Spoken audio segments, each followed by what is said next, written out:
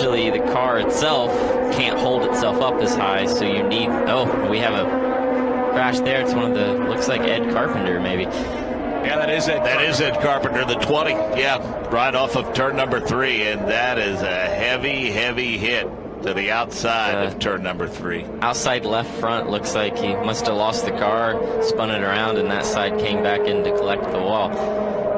Good news for Ed and fans of Ed Carpenter.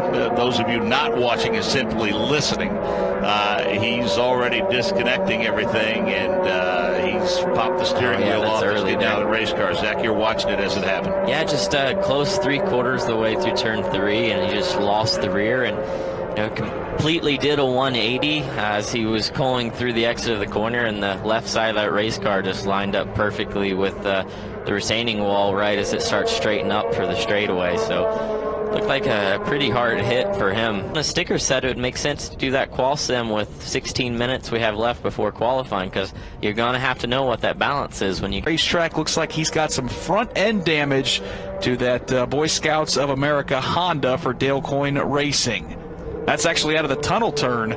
That car steps out, Zach, and he does not very heavy contact, but that's an odd spot to see drivers get sideways over the last couple years here at Pocono. I mean, to be honest, as long as it didn't get too far into the front nose cone and tub the car, if you're going to spin on an oval and hit something, that's the best way to do it.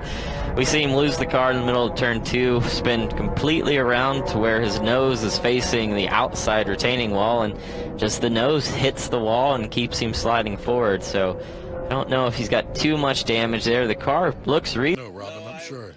No, I won't, but we appreciate it. But it's been a good month for you so far.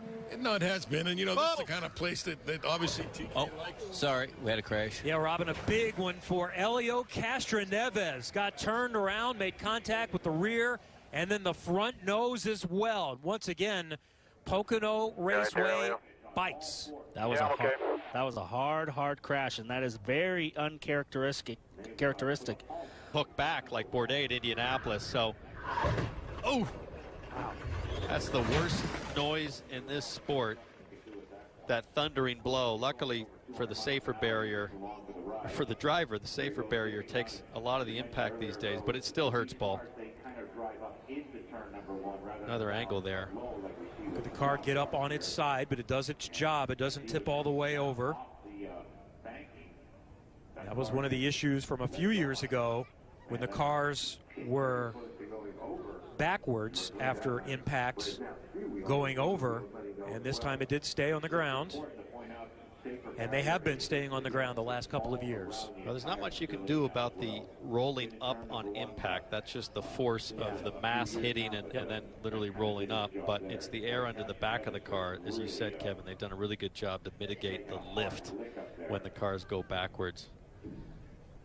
So we had 2 crashes. Whoa! And now Ryan Hunter-Reay goes around. And he hits.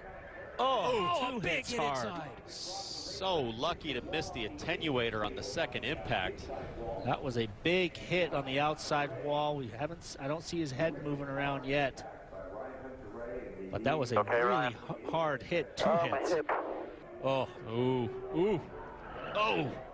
Just like Ed Carpenter's crash, but probably twice the force. And same side both times. You see the wheel still stayed to the car. It's got a tether attached to it so it doesn't go flying down the road. Look, he matched Ed Carpenter's marks perfectly. Lost at the exact same point, but this was on a qualifying run where the corner speed is up. And when it lets go like that, this is not going to be fun. Ooh. That was a straight, flat pancake against the wall. Now watch this as he rotates back around. At this point, he'll be looking at the start of the pit wall, just hoping that the car does not impact that head on.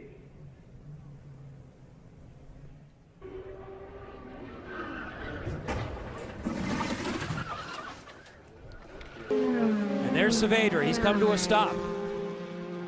Saavedra. Very similar to his teammate James Hinchcliffe, gets high into the gray and pretty heavy impact. Saved it once and then it hooked back into the wall and the right rear walloped as we get another angle on board. Same deal as Hinchcliffe. Yeah, he just got high. Car coming out of the pits. Munoz coming out of the pits. He got in high, got in the gray, and the front end was gone. So Timing on the yellow, and a big crash. It's Hinchcliffe, and it's J.R. Hildebrand. You okay, bud? It is Hildebrand. Hildebrand and Hinchcliffe into the wall hard. Yeah. We heard one affirmative. I'm fucking sorry, guys. So I got a bunch of understeer, put a bunch of wheel into it, and it kind of pitched him sideways and moved him down into me. So it's just you know, ultimately it's my fault because we shouldn't have been back there. You know, I made that mistake on pit road, and I'm so sorry for the boys. They had a killer first stop, got us into the top 5. We ran away to the front. We were just kind of cruising, man. We were having a really good race, and I screwed up in the pits, put us back there. We started making some moves, and I had an unbelievable